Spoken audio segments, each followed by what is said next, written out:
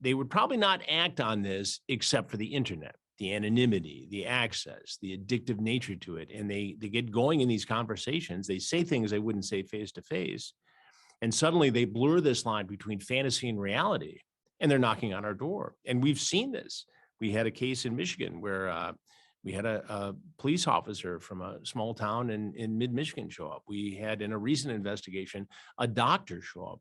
In Ohio, we had a guy who was 70 years old who drove from Indiana because he wanted to meet a 13-year-old girl, have sex with her, and then watch her father have sex with her. And we watched this play out.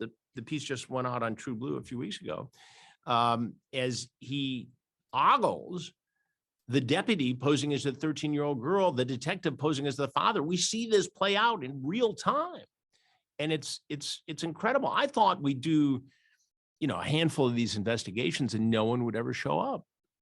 But today, I know how they continue to keep showing up is it's because there are more platforms. The demand obviously is there. These guys, are wired this way for whatever combination of reasons.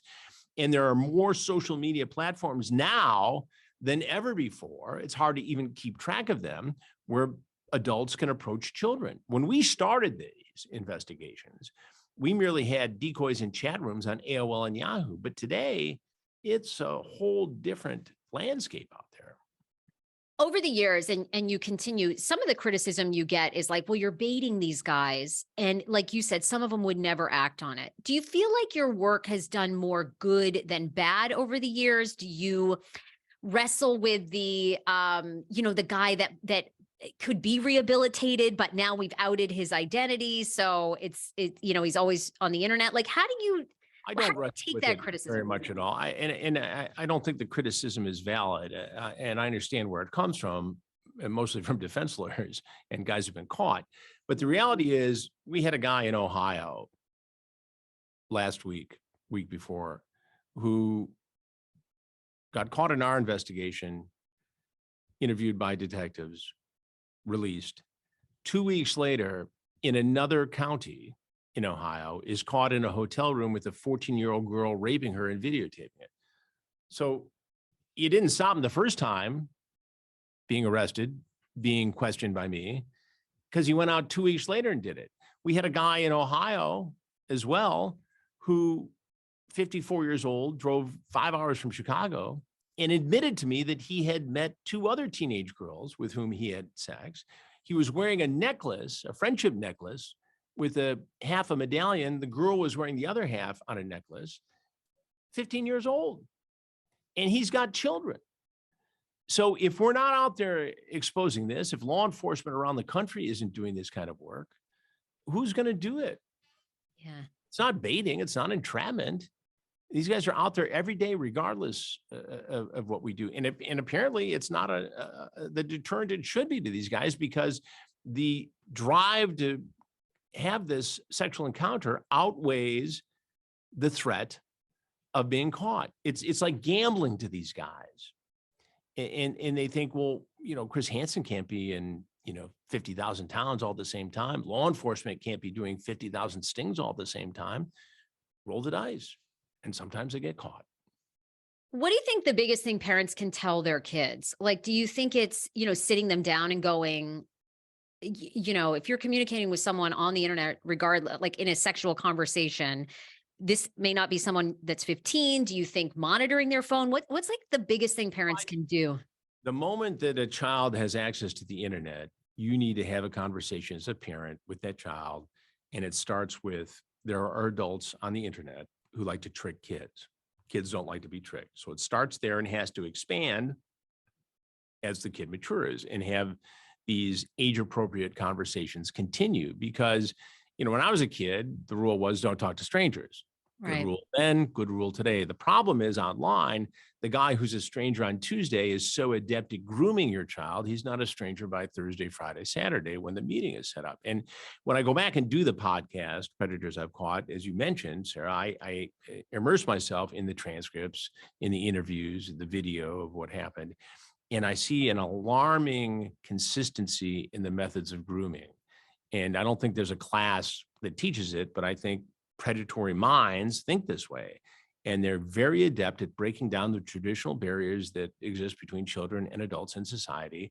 They know when they have a vulnerable child, they know what to look for, what to ask, how to introduce the idea of a sexual liaison, and it follows a pattern. And these guys are out there to do this, and they have a fantasy, and they want to fulfill it. And oftentimes, sadly, the fantasy involves an underage boy or girl. Yeah. And lots of times I'm sure those kids that are victims of this, they don't have that parental, watch over them. So it's makes them so vulnerable, like you said. Well, also, I think sometimes kids are afraid to talk to their parents. Early on in these investigations, I interviewed a dozen middle schoolers, and we had them on risers, just like in an auditorium almost. And I Yeah. said, What a good idea. show of hands, how many of you have been approached by a grown-up online and it creeped you out? Everybody raise their hands. Show of hands, how many of you told your parents? They're looking down, they're kicking their feet, and one or two people raise their hands. And I said, why not? We are afraid they're going to take away our access to the internet. And it was an eye-opening moment for me, because whether it's this or whether it's sextortion, these cases we're seeing, and we've got a whole documentary on that in production right now, where these kids are tricked into sending sexually suggestive pictures of themselves, then blackmailed, often by a con artist half a world away in Western Africa. These kids are afraid to come clean with their parents. And sometimes they go as far as committing suicide, and it's horrible and heartbreaking and tragic. And so parents, even good parents, sometimes don't say to their kid, look, this can happen. This is out there. And if you get tricked by it, if you get drawn into this, come talk to me about it. There's nothing we can't solve together. Grandma's not going to see a picture of your junk on the internet. Nobody's going to care on Instagram or any of these things. And you just have to demystify it, and let them have that conversation. And I've sat with too many parents in the course of doing this story whose straight A students, athletes, have taken their own lives because they're afraid of people knowing that they were tricked. It's horrible. It is horrible. And you're right. And when you're young, you don't realize you can't see tomorrow. Right. You can't see that. And everybody's, this is one important thing though. Everybody in that age group is so obsessed with their social media profile, and they think that, their world, lives or dies by this and how they're perceived online. And it's just, at the end of the day, it's just not that important. Right. You think all those things matter, but then of course, as 10 years later, right? I mean, who cares? 10 minutes later. Exactly. Exactly. When somebody says something on Twitter, we're all wound up. Twitter hates that. Twitter hates everything.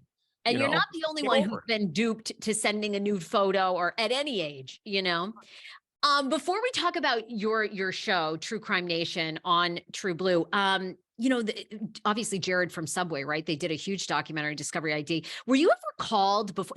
Were you ever tipped off? I feel like you would have been the guy to get him. And I mean, what a sick fuck. This dude, we all thought, did you ever get any heads up about that prior? No, I did not know about it prior. And obviously if I had, I would have, been all over the story from the get-go, because it's the typical predatory story. Here's a guy who had money and fame and exploited it to victimize young women, and not just once, but twice. And then you get the involvement of child pornography, which, every time one of those images is viewed as the victimization, the re-victimization of the child in the image. And yeah, he's a bad guy. And there's a reason why, he pleaded guilty, because he didn't want to go through the trial and face, more exposure in terms of prison time. But it's a horrifying case. But do you ever recommend, all these people now are web sleuths online? You kind of referenced it earlier when we were talking. Everybody's a true crime investigator. I mean, do you recommend that people do that? Because that woman was like a fan of Jared and then becomes kind of involved with the FBI. I mean, I have my own hot take on a lot of people investigating, which I think for the most part, they do more harm than good, because you are actually a trained journalist who's worked with law enforcement for years. I mean, there's a huge difference, but I don't I know. get You're in it. I What do get you asked think? all the time about, some of the vigilante groups that are out there going after sexual predators online. And I can tell you this, law enforcement doesn't like it. Typically, prosecutors won't take the cases. The ulterior motives are not always, clear. Some of these people out there are looking for clicks, and they brag about how many views they've had, and they go out to embarrass a guy. But if you embarrass a guy, look, some bad predators have been exposed by some of these vigilante groups, no question. But the methodology, the way they do it, the tone, the tenor, sometimes it can create more danger than it removes from society. And